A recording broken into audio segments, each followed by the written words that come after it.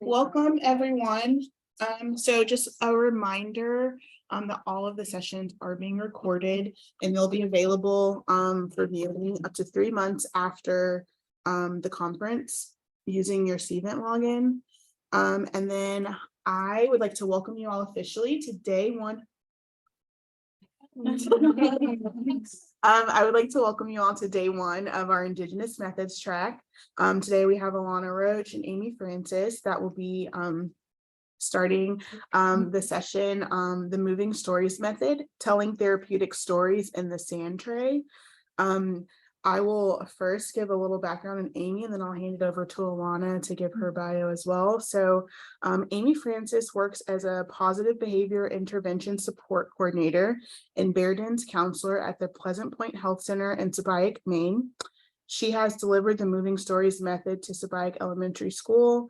Amy continues using the moving stories in the Bears Den with students from pre-K to 8th grade. And I will hand it over to Alahna. Hey.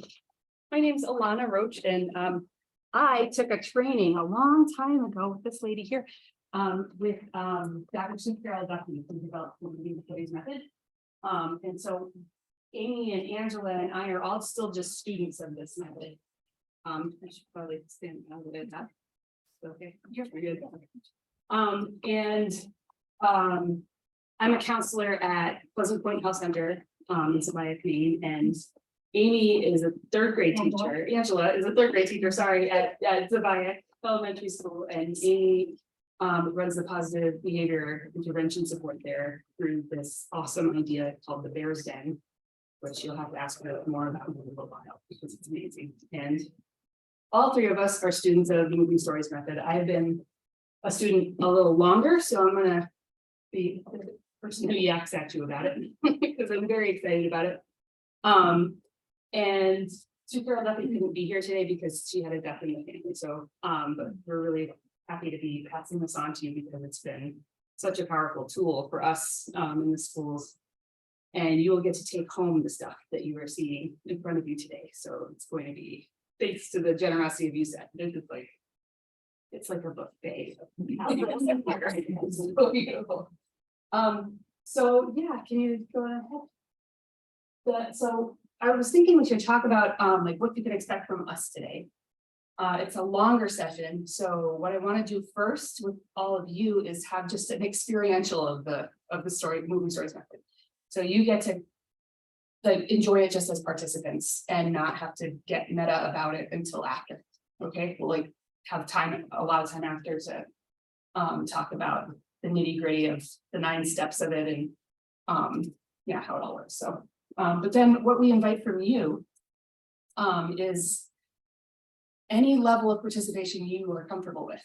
I think it was when we were doing it in the schools, it was not necessarily understood right away that no, the word no is a gift. And when children are resistant to anything, they're just saying yes to something else. So we want you to know that any level of participation that you're comfortable with is all good with us. If you feel like you need to take a break, whatever, just take good care of yourself throughout it, because it can be surprisingly evocative of feelings and things you might not have thought of coming in. Play kind of loosens us up a little bit, takes down some of the guards. So, and then what do we want to expect from one another? I wanted to open it up to you to get a sense of like, are there things that you are coming in here needing or wanting out of this? And out of, you know, we can't have provide confidentiality because it's being recorded. But like, what are other ways that we can make sure that we take care of each other while we're here? Do you have any burning thoughts? If something occurs to you at any point, just raise your hand and ask the question, and we'll go from there. I'm a little like unsure of where to set myself up because this table is in the way. I'm thinking, I just want to be where you guys can see. I'm going to do it like I do with the children. I'm going to sit on the floor and tell you a story. Okay. And I don't have a very big sand tray today, so it will not be quite as spacious as usual. But Alahna, do you want to use like the edge of the table? We can move that chair. And then if I sit like right here, you want to just make sure that you can arrange yourself so you can see this, okay? You can do this. Okay. So, well, this is so little. I'm not used to such a little tray. Well, usually I'll come in, and the first thing I like to do, especially when people are moving stories, is provide an opportunity for you guys to check in. But it's gonna be different than going around saying your names, where you're from, and something you had for breakfast today or something.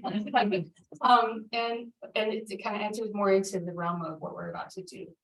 I want to invite each of you to in just a few seconds, go to the tables, and if there's any object that sort of symbolically communicates where you're at today, like what you're coming in with, how you're feeling, what you're thinking about, what you're hoping for, just kind of come and bring it back and hold on to it. And again, taking all the pressure off. Sharing is completely optional at every step of the story, the method. So yeah, you want to go and get some things out? Come on back. You got an old woman up here. Slowly.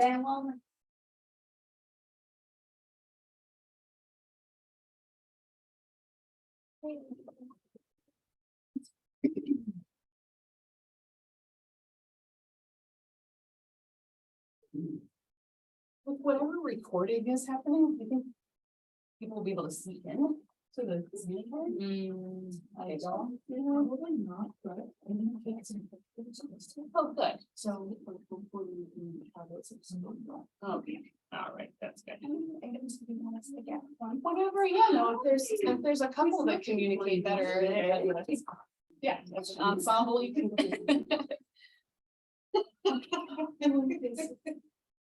There's a bunch of us here.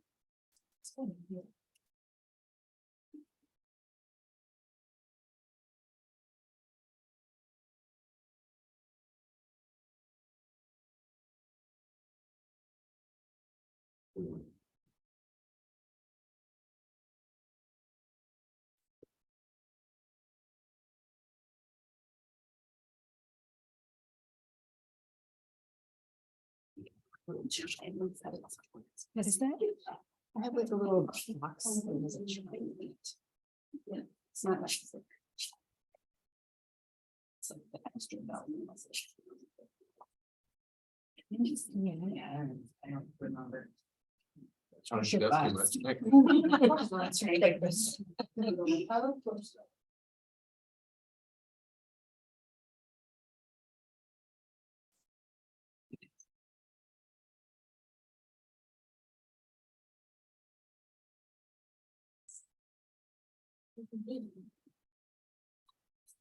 The tray is two. Yes. That's very. Yeah, sometimes there's two things that tell a story together, so you can feel free to take it.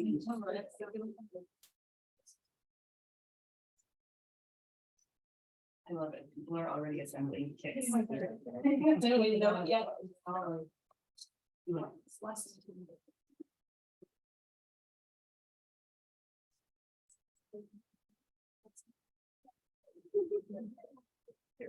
No, you piece it.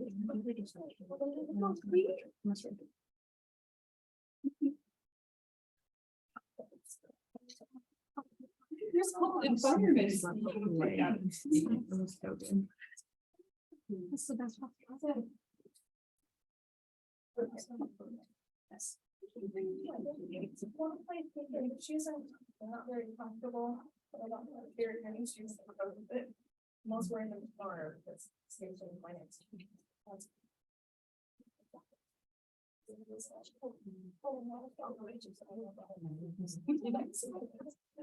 I've never opened it up and say, yeah, sure, get 2 or 3 things. People are like 4 or 5.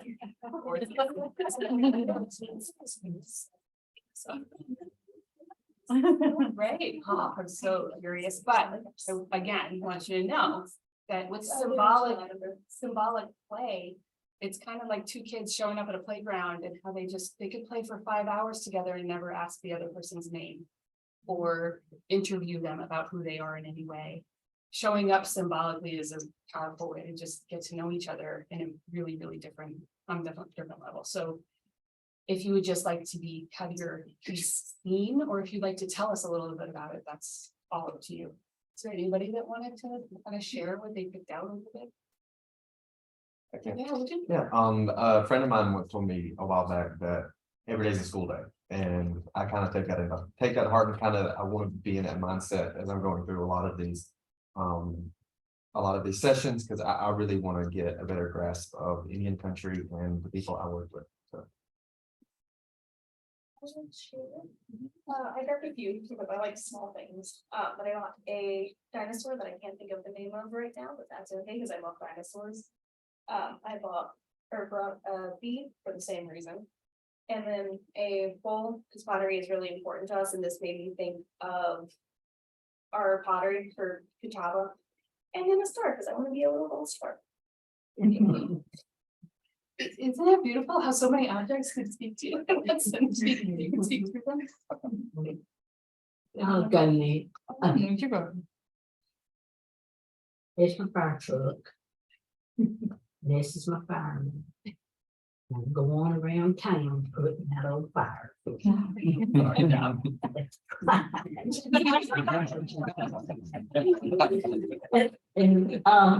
I might need some help. Yeah. Go get some help.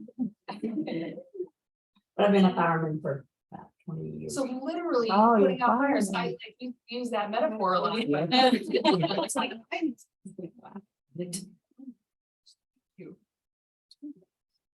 Thank you for anyone who puts out fires, but literal fires.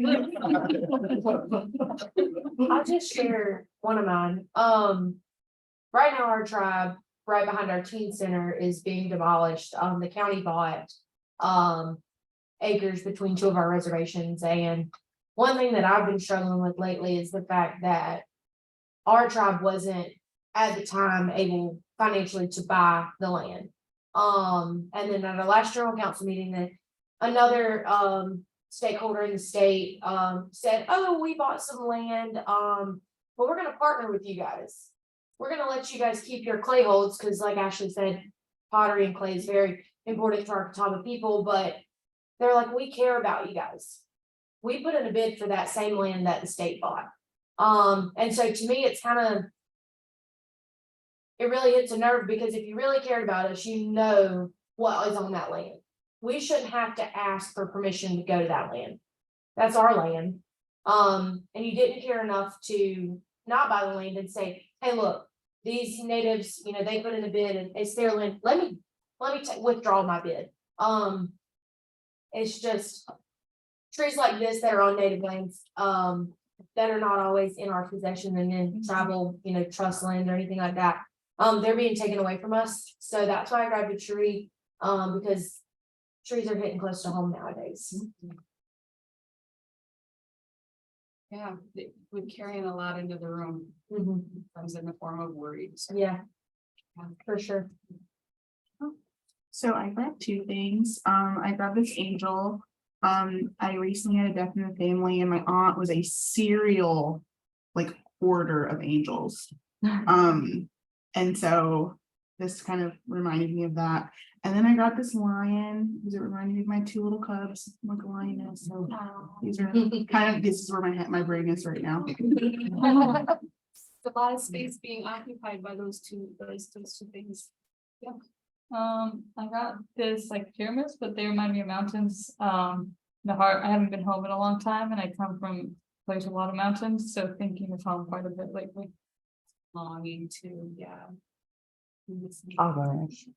This just like happened just a little while ago. I was sitting out there, you know, little patio. This is me. And I look, and there's a deer. There was a deer, and my coworker was sitting, and it was like eating part of the tree. I'm like, that's a real deer. It really wasn't. So I don't know if it's the hotel's pet or what, but it's not like I see a deer in my backyard, you know. But anyway, this was, you know, I thought it was kind of cool. Wonderful, you're being blessed by visitors. I'll go. Well, I immediately was drawn to this. I was thinking mother hen, but that's not a hen. But that's kind of, I guess, me, mother hen at work, at home. But just funny, it's the eagle, you know, the eagle symbolizes so much, so much, and the egg is like all my children and all my coworkers, and so that's my story. There's all these things waiting to be. Mhm. So I have two kids and my kids and I went to some sciencey sort of things and they were just so drawn to the stingrays. And so to me, this sort of represents my kids. And then my coworkers and I have had some inside jokes about dragons. I'll spare you all the details. We've had a really fun trip, but I'm really far from home. So I find myself dealing with that pull between my kids are at home and I miss my kids. And I'm also really honoring and enjoying my time here with my coworkers and all of you as well. So just that kind of pull back and forth. Can stretch wide to hold some pretty not opposed, but equally important. Yeah, important, yeah. I don't get that. Well, it's August 1st, and that's always, August is a dark month for me. This will be the third anniversary of my mom's tragic passing. And so this cardinal represents her. I see her a lot. And so today I was very fortunate to be here with my coworkers and present. And my mom was like always my biggest cheerleader. So this princess just represents Alice. Oh, I didn't mean to go dark. Her presence here is, yeah, yeah. Thanks for bringing her. Thank goodness. So kind of the same way, like, it was my first time presenting at a conference like this, which I'm super honored to be here. So I feel like our presentation, I brought in a lot with me in a good way. Like I picked up these little butterflies because my family on both sides, I'm Native and Mexican. We believe very much in reincarnation. So I brought in these butterflies because on my dad's side, I feel like my grandparents, like the story has always been like they're butterflies. So I brought them. I feel like they were here with me when I was presenting. A heart, because obviously coming in with a lot of love and there's a lot to share here. And you know, like our training is very much like centered on holistic health and how oftentimes in healthcare or just like everything we kind of forget about the land, we forget about our connection to everything around us, not only us and community. So it's a little treat. So it's I love how they became connected through you. So is there anybody else to share or? I'll share real quick. I have a turtle. So like a lot of my life, I've been like really reserved, really quiet, don't like to express my emotions. But as I go to like these conferences and meet all of you, I'm able to like come out of my shell. Yeah. Turtles are beautiful in that way. They have the wisdom of protection and the wisdom of coming out when they feel safe. That's great. Thank you for sharing. Anyone else first? We could. So one way we can kind of share whether we're sharing verbally or not is to just, if I had a bigger tray, it would feel a lot better, but you could come and put your symbols together and you can kind of place them wherever you want. They could be in the tray, outside the tray, under the tray, buried, whatever it feels representative for you. I'd like them to be seen, if you'd like them to be seen.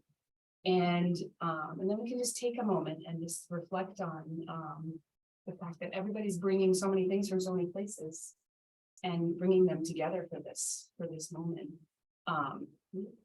Let's move this one out a little further. And then if you feel comfortable and if you want to, go ahead and put your symbols together in the tray. Just don't move anyone else's. Powerful thing.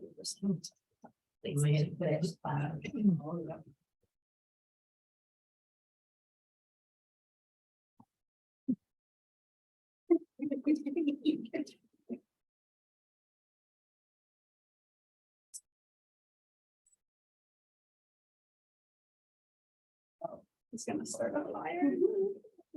You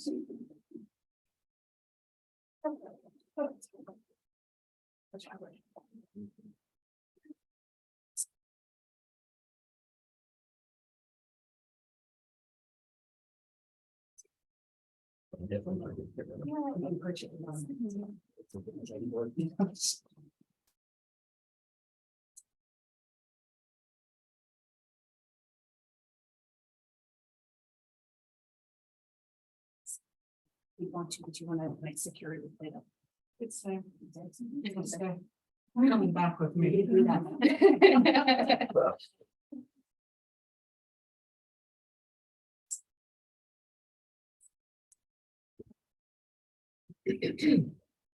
All right, one of the things that I like to do, I brought chimes, but in the bustle of all of this, I don't know where I put them. But I like to invite participants into just a listening practice. And the idea is that sometimes we're listening and things get in, right? But it takes a little while for things to come in and sink in and really be felt by the heart and make it all the way in. Sometimes we come really open and ready to listen, but sometimes we have a lot that we're holding and carrying. So I like to ring a chime 3 times typically and have everybody just see if they can start relaxing their attention into the tray that we created together here. And take a peek. And what we'll do is we'll use the breath. We bring it with us everywhere. We necessarily bring chimes everywhere. So if we just take a few minutes and let yourself breathe in and out, which I'm not doing a great job of at the moment. And just be very curious. See if you can kind of open your mind to what's happening here. Something entirely new. It's just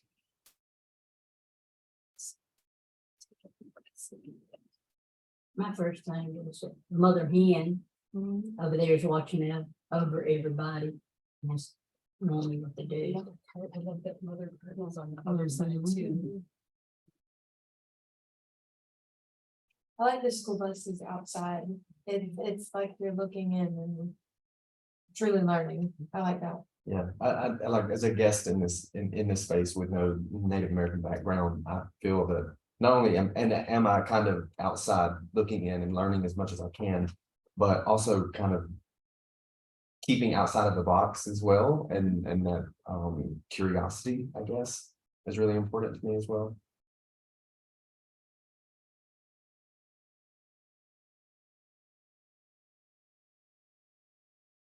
I think even just from like the bigger picture, just all of us coming together in a single space, even if it's in a smaller area than what we're used to. I see like life changes,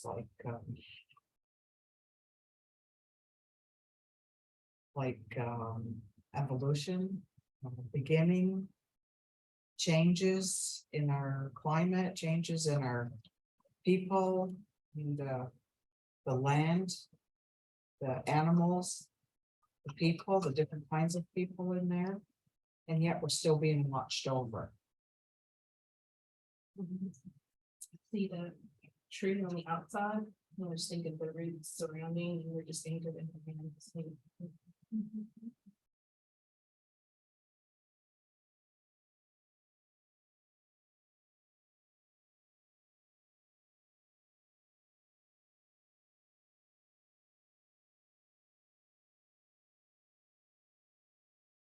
We just kind of leave this up for the whole time. So as you're walking, be mindful on the don't trip. Because I think that, yeah, different awarenesses and different might bring us throughout the day as well. Just be with each other. So the next part that would be the story part. So I was hoping to share a story with you that was shared with me by my Moving Stories mentor, Carol Duffy, which was shared with her by another mentor, which was shared with her by an elder from Hawaii. So this is like a Hawaiian wolftail. And there's all kinds of amazing versions of it on YouTube that you can look up later, but would you hit the lights? This is a special one. This is those ones. There's going on in this box. Yeah, is there a way to hit the lights? I don't know. Should get aware of it. And like, I'm gonna assume it's. No idea. Can't tell stories. A little down, like off. Yeah, you know. Tim-ish, yeah. Is that too dark? Yes. Yeah, so. Bring a special story to you. And sometimes the box is important. Most of the time, what's inside is more important. So this is a story. What do you think? What do you think it might be about? Any guesses? It's coming out of this box. Well, actually. No,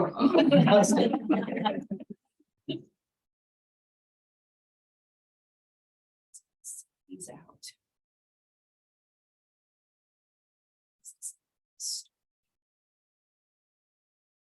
Needs something you're seeing.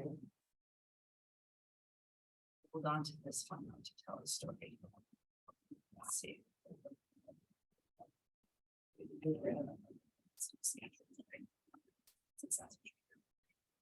This story takes place in a place where there is a lot of water. A lot of water. So I'm gonna make a beach in my tray. Does that look about right to you? Do you think that there should be more or less beach? What do you think we should do here?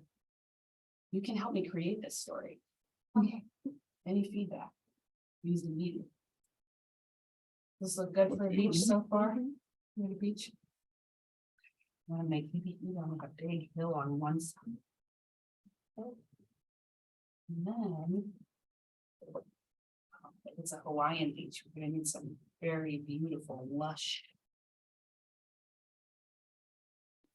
exotic to be anyway. Plants. Beautiful, brightly colored wildlife. Beach, so we get some shells.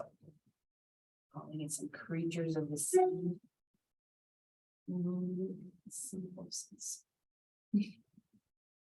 Are you able to see, or should we turn the lights up a little bit? Maybe we can turn the lights up a little. Now that's the dramatic. Let's see. Oh, we need sea turtles. Okay. We need coral. Driftwood. And oh yeah, we need some creatures of the air. Butterfly. Birds are perched.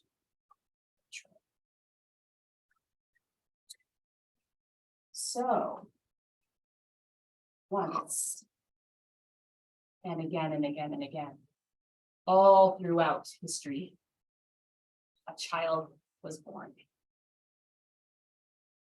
And I have to find the child wants to live. I have a lot of things in this box for a much bigger tree. A little baby was born. And when the baby was born, baby's grandmother created out of the clay of the beach a bowl. She carefully pinched each side of the bowl. And then she offered it to her newborn grandbaby and said, "This is your bowl of light. It will be with you all through your life. It's the source of all knowledge. You will know how to fly with the creatures of the air and swim with the creatures of the sea and learn all things with this light." And sure enough, the little one grew and grew. That's a much bigger child. I'm going to keep it at the child grew But as happens to all of us as we grow, things, events, feelings, difficult things started to happen in a child's life. They seemed like weights or burdens. And they began to fill up the bowl of light. Do you have any thoughts about what are the kind of things that can happen in a child's life that might begin some trauma? Loss. Loss. What's that? Oh, I agree. with that. She said first, loss, Loss. loss.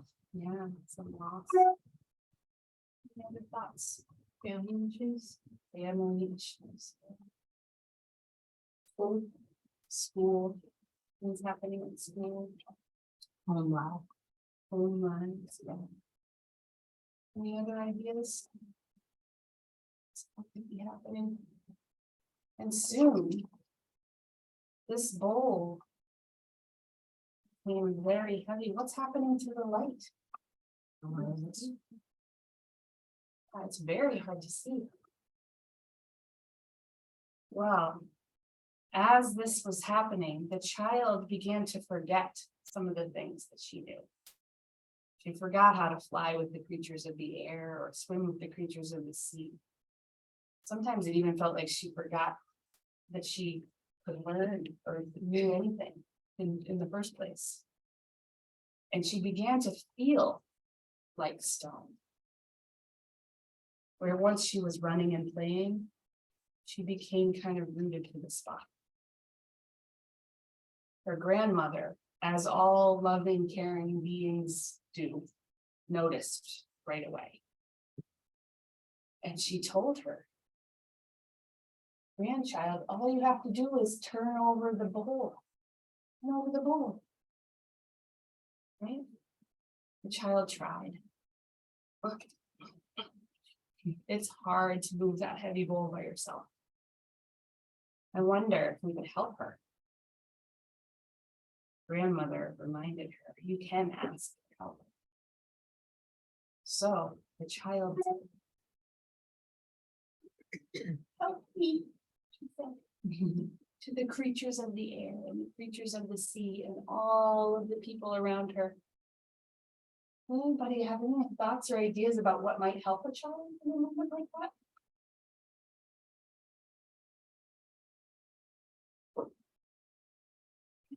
Child in the bowl is so heavy. Prayer. Where? Can you take one of these rocks over?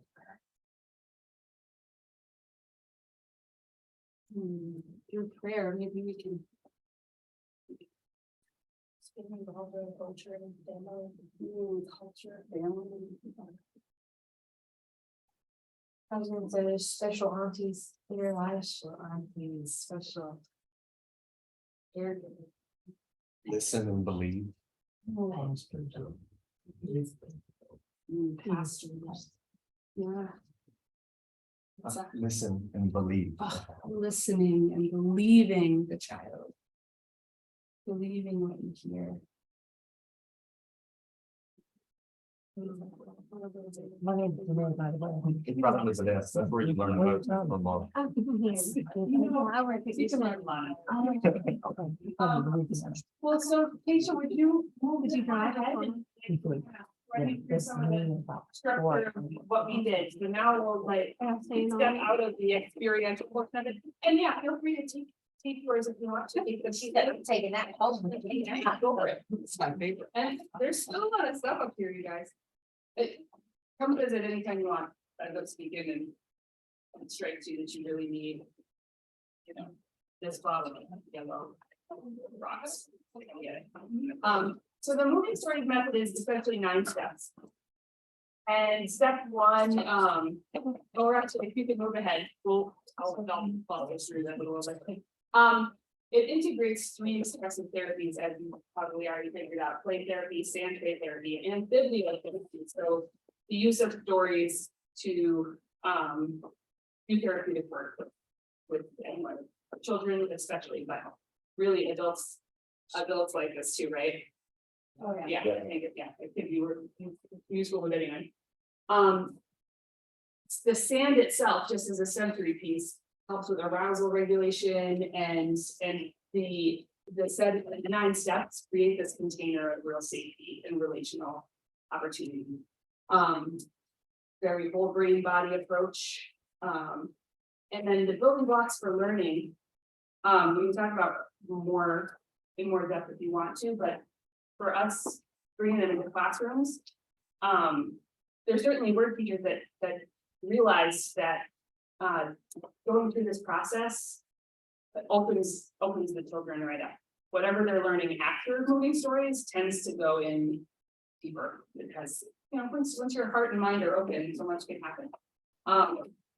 And then a child's deepest voice, as you probably felt today, there's these unguarded modes of communication, play, art, music, that we don't use a lot. And because we don't use them a lot, we don't have a chance to really develop all these protective mechanisms around them, the way they language. And our voices can really come out very quickly in these modalities. So can we move ahead to the next one? Can we do the next slide, Keisha? So yeah, so we were a little bit, can you go back just one? Sorry. The first one's really obvious. People are to the back, but basically selecting a story that has, that is going to be meaningful and important to either a group that you're working with or individuals in therapy. For social emotional learning, that was kind of the grant that we were doing it through at that time. So we were selecting stories about friendships, stories about grief, anything that teachers actually gave us lots of feedback about what themes they felt were going to be important, honesty. And yeah, everything went very deep, very fast. Teachers have their fingers on the pulse of things. They know they're doing something about exclusion and watch what happens with these folks. So can you move ahead a second? So the presenting portion of it, when you're doing the moving stories with method with Sue, she'll actually give you an opportunity to select and create a kit. We have a library of them now. I have a library of them through working in other schools as well. So lists and lists of themes and stories that go with those themes if anyone is interested. But you basically assemble the pieces and create in the theater of the sandtray this little story that you present. And we tend to write them up, but you don't have to do. I just like to have what I'm going to say and what I'm going to do in 2 columns so that I can kind of follow my plan a little bit. But then there's stories like this one that just live in your heart and will come out very easily. With newer stories though, I like to. The reflection portion that you experience with where the story gets over with, and there's questions like, where are you in this story and what spoke to you about the story? What did you like? Is there anything you would change? That's something I'll ask with the group. Stimulate more of a bit of a group to share. So, and then step 4 is the creative response. You were brilliant at you took it and ran with it. There's so many beautiful things happening in these trays. Children run even farther, even harder than you can ever imagine. There were tents being created.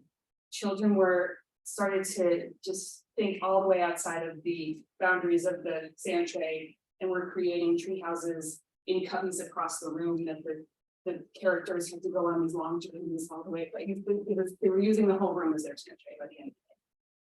So if you want to really learn about this, hang out with children, and they will teach you quickly about. There's just no barriers. We don't.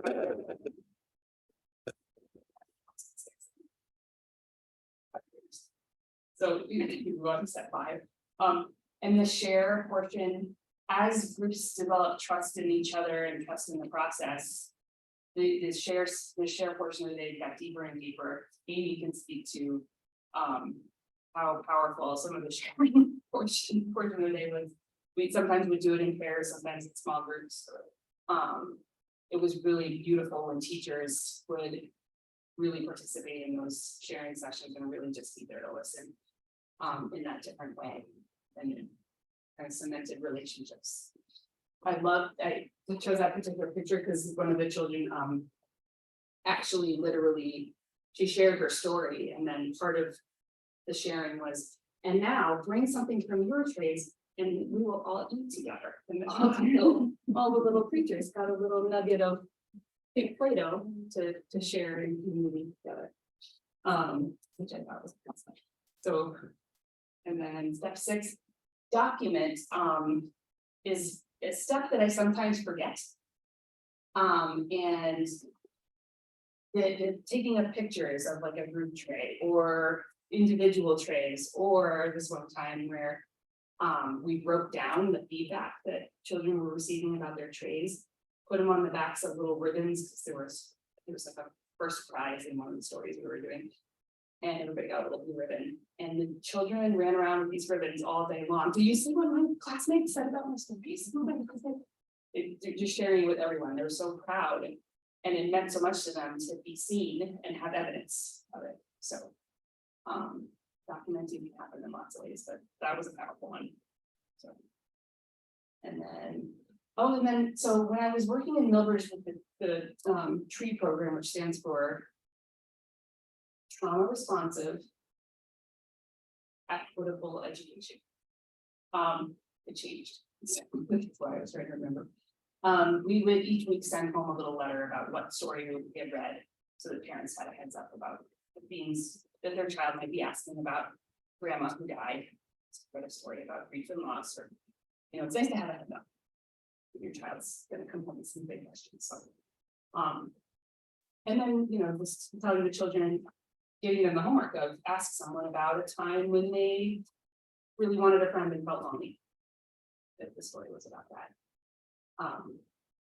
So yeah, homework is really loose. It's not anything we follow up on, but. And then step 8 was the gift that you received, which was always just a powerful moment. All the children really get excited. Amy, as we were saying, Amy and I, Needle felt it like 50 little tiny nests for one story about birds and different families, except the birds into their family, and we gave them all their nests, and then they went around and picked out a certain color of fluff and delivered it to their classmates' nests, so that they were dispersing into each other's nests. It's a little nurturing piece of something, so the gift isn't always just to them, but it comes from them. And then step 9, we do what we're doing right now, which is to stop and think about the process. And Amy and I would have an hour debriefing session, which always was 2.5 hours after every day that we would because there's so much to. Amy was probably like, "Hey, when are you coming home?" So the reflecting and planning was just such an important part. It was important to, because as listeners, we were taking in the concerns of these children that they may have not ordinarily expressed in any other way, at least at school. So I have a little basket that a community member, it is this big, a tiny pack basket, made by a community member who, so this is part of a story about another one where a child is collecting rocks and being weighed down by something and has to get help to carry it. So yeah, so those are the 9 steps, and we're on step 9 right now. So if we move ahead,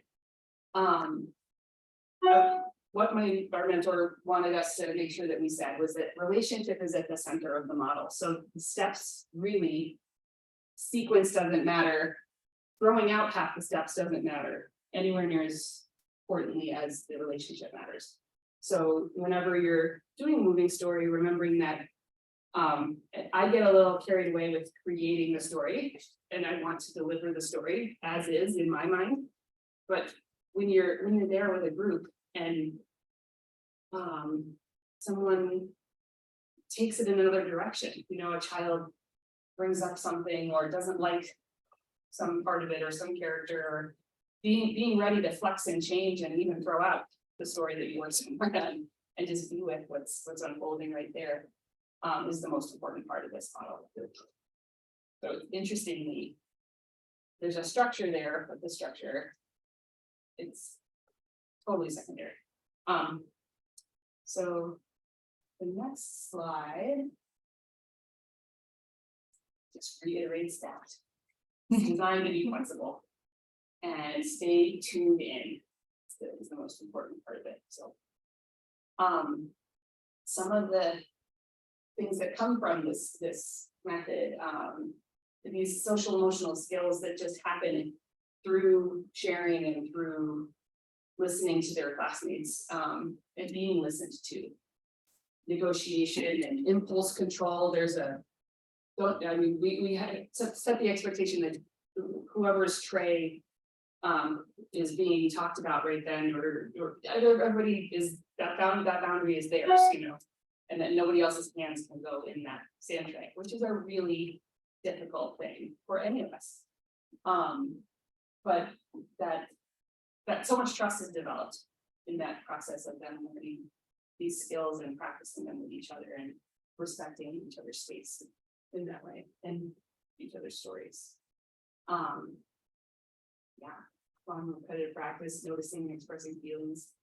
So much noticing and tuning in happens too. We can tell stories all day. The two little children, especially in the younger grades, that sometimes they do need to and want to play together, and that's how they show that they're listening to each other by engaging in them and being responsive. One child started to do sound effects for another child's story, and I was like waiting and checking this out. Okay, it was hilarious and wonderful, and that both of those children had a hard time sometimes connecting with others, and they were like this. They were so in tune. Every sound effect was just the right length and just the right volume. It was amazing. And yeah, and so these are some of the themes that we have a ton of stories for you. On the top of our brains. So on the next slide, we got our libraries that we've been creating in the boxes. We're hoping we have an opportunity in a new building to have a moving stories library. And we're hoping to invite artisans from the community to create baskets for them to make them really special, especially the more the ones that are based in the community, the ones that come from storytellers that are right. This is how we did it in the school. Our little wonder room on wheels. And yeah, so you'll see like the art materials and all of these trays with their lids, and for when we were coming out of COVID, each child needed their own personal trays, so we had them all labeled and only their choice to be played with by them. So but this was a more community-based classroom to classroom way to do it. Alahna, there's a question. Oh yeah. So, if you did this like on a larger scale, like the previous where you had the library, do you get, I don't know, like, my question is like, when we're creating a library, specifically like me and Ashley, we go into our childcare centers. So one, we're transporting everything, because nothing of ours stays in the centers because it's all like, we bought it with our grants and then, you know, different things. So if we want to create a library, and like minimize what we're taking, I don't know where I was going with this. Never That's a mind. good question. Though there's so many ways to adapt it and so many needs for different, yeah, especially in a school. We were thinking that when I worked in Millbridge, it was all on the one cart, and it got to live in the school, so that's a little different. Right, and so we're transporting from like building to building. It's not just like, we're not just going across the street, like we're loading in a car, we're driving, we're unloading. So Well, the play therapy kits that you get, so these two trays that are on the floor have the handles that close over, and there's like these insects inside of them. If there was a way to like set yourself up with a duffel bag or a rolly cart that had a bag of art supplies, a bag of these, and a stack of trays. And if you could even leave a bag of sand in the right location that you could keep, it's a lot of work. There's a lot of moving of stuff. So it's but. It can be pretty done. I don't know, so this isn't gonna be like the correct size for a sand tray, however, I have used before, they have shallow totes that are made for shoes to go under your bed. And those actually like latch and lock closed, and so if you needed a bigger one, you probably. I mean, you might not want to like thrash it around, it probably would spill, but. That's shallow enough that kids can reach, and it's much larger, you know, it's for shoes, so. I don't know. That's really cool. Sue has a whole rig of pizza trays, blue pizza trays, and they're all this big and they all set into each other, and there's a lid that goes on top and it's really apart, and you know, it'd be a little bit of a trick to Yeah. find just the right thing for you, but. Even though transportation is not working. Well, I'll brainstorm and email me and. See what. Listening as the most important part of this whole model that,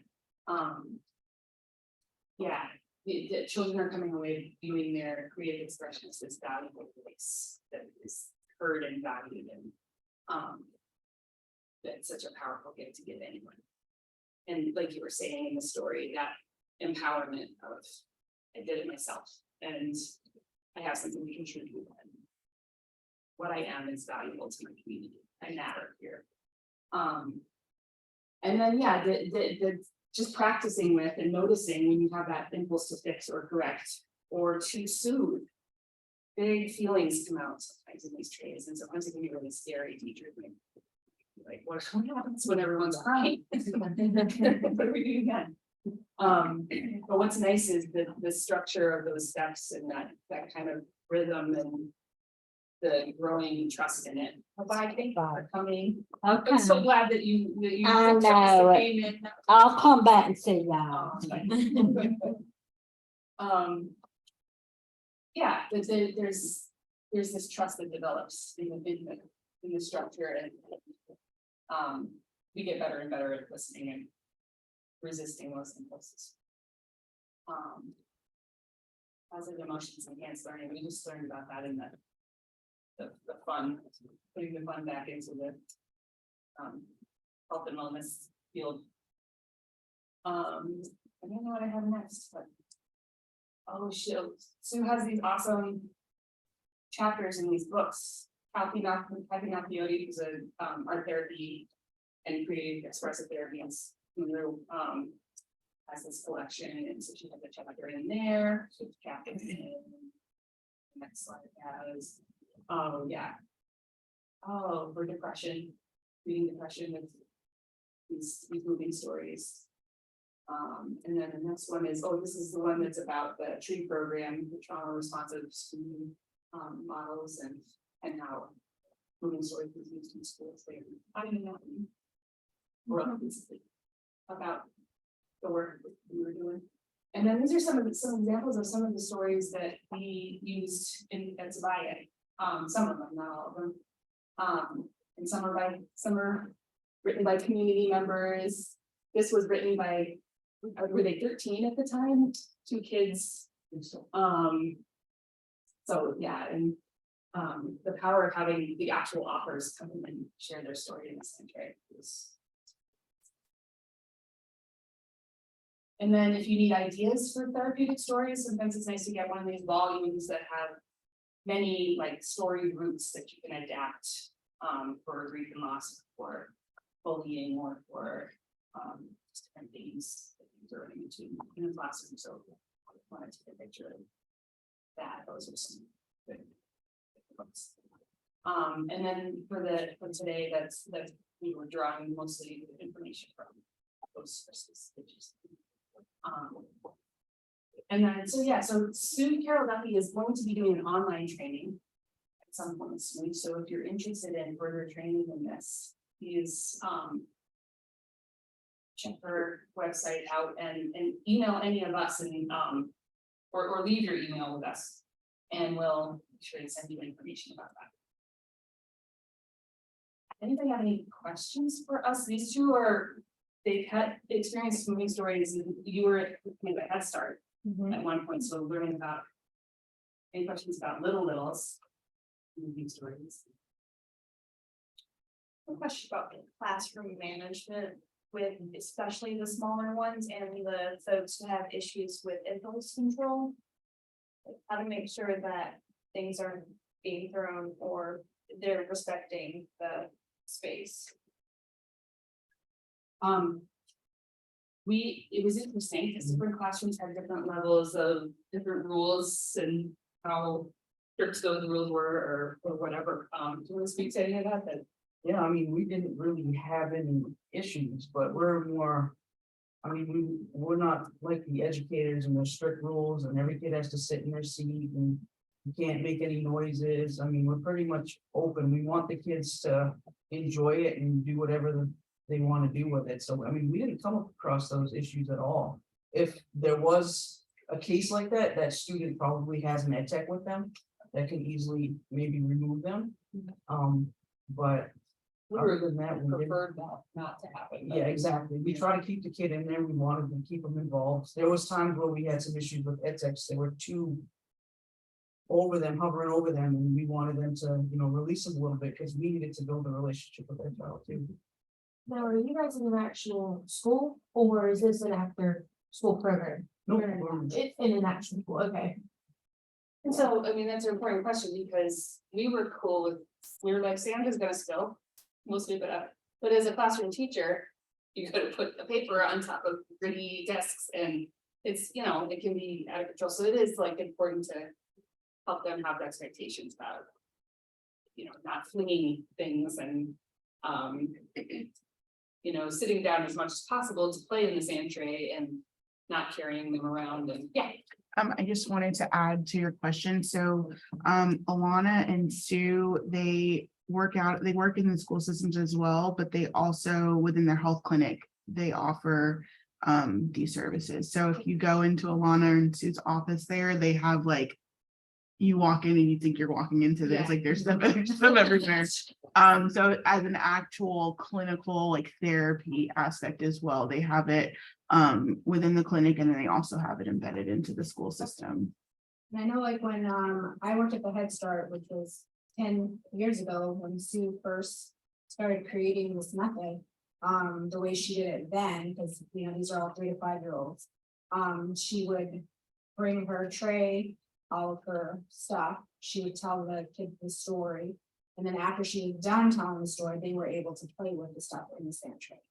So I guess you have to adapt it for whatever the needs. And the kids were overbought, but like they were part of the story. They helped create the story. She asked a lot of questions as far as where can I put this guy or where should this guy go? So they were included in the story too, which they were Very similar to the way, Well, I'm just practicing that. She's a master at that. She She'll is. have we need a help. And she just waits until she has something from somebody and then she'll, I'm very impatient. They would tone that down. But she'd be a wonderful person.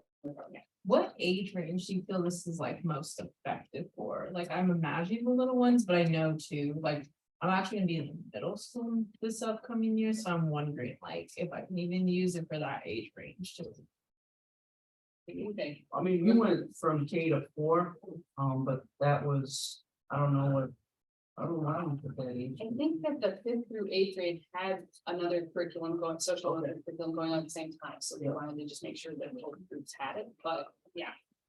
I'm sorry, I'm crying, but Alahna, could you touch on, so you guys didn't use this particular like sand tray method, but when you were doing the like community engagement piece to build, like seeing what the treehouse project would be like, and you kind of incorporated aspects of play therapy for kids to kind of design the community center, can you like touch on how you were able to do that? That's right, I agree with that, because that was parents too, coming in there and there was a community day at the school.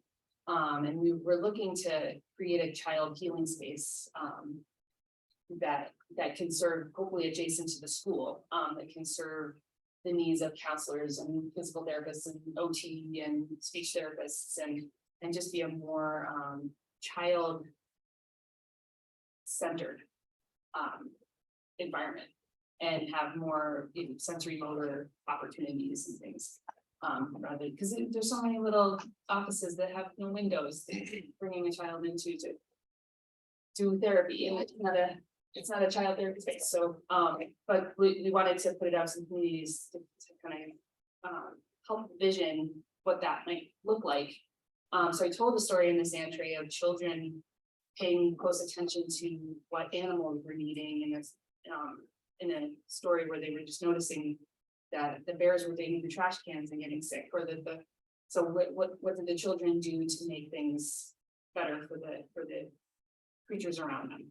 And what would you need in a healing space? What would you need to have? And they then got together with their parents in sandtrays and had the glue guns out, building all these different structures and different cozy places to snuggle and places for little food and water and little sandtrays inside the sandtrays to show that how powerful they thought that was. And so it's one of those things that I think sometimes we would tell the same story from kindergarten to 5th grade, but we would have just a different angle on it, or a different way of telling it, or different materials. If you're using materials with older children or adults, pulling out the shiny, polished stone eggs, and the things that are, actually high quality,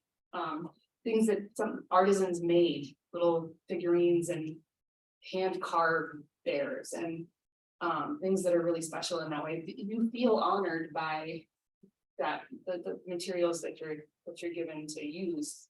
And I think that symbolic play, anyone can access it, really. It's kind of a powerful tool.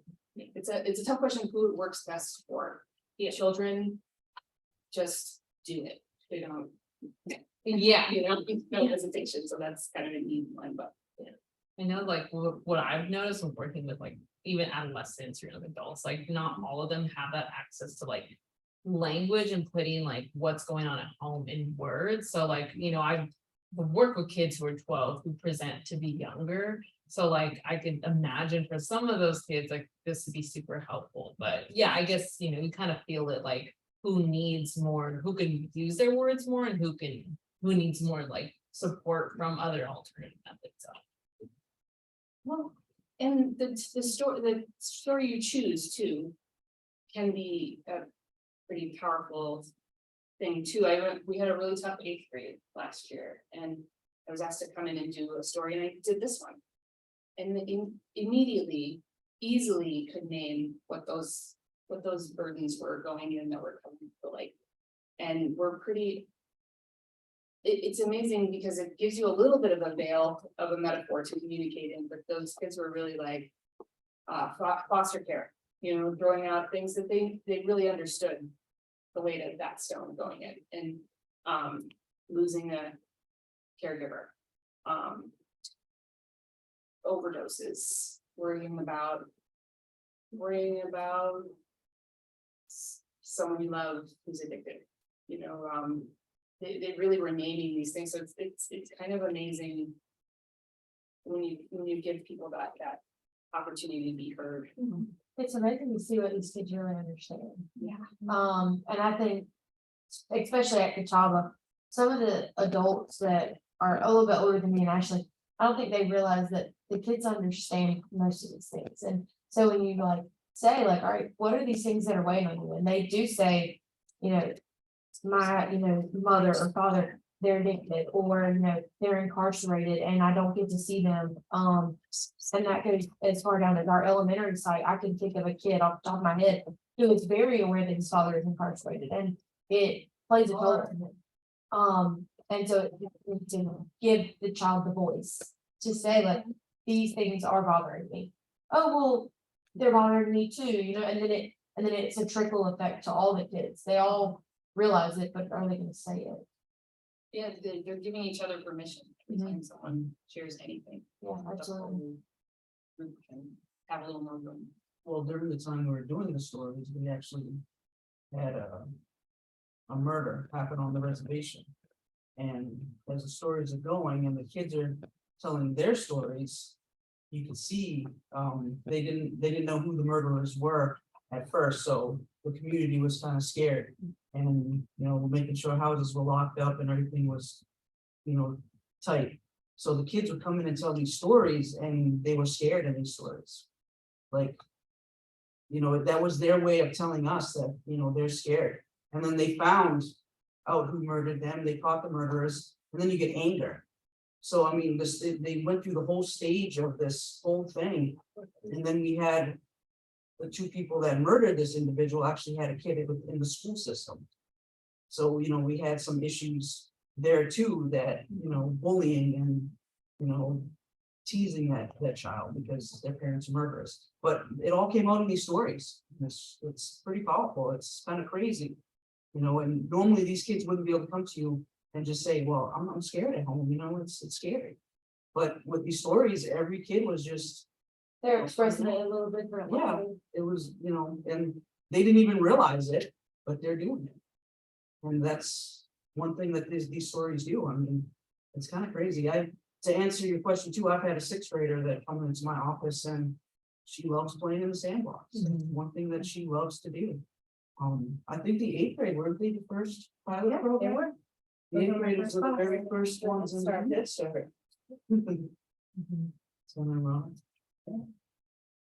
So yeah, all the kids at the school know what this is and they know where I keep my sandbox underneath my futon and they'll dig it out and, you know, just play around in it and have fun. Some of the older kids just like to run their fingers through it. And eventually, you know, it's a story comes out. I mean, it may not come out that day, but eventually a story comes out and then it turns into, it's something that they're dealing with. So, I mean, it's pretty powerful.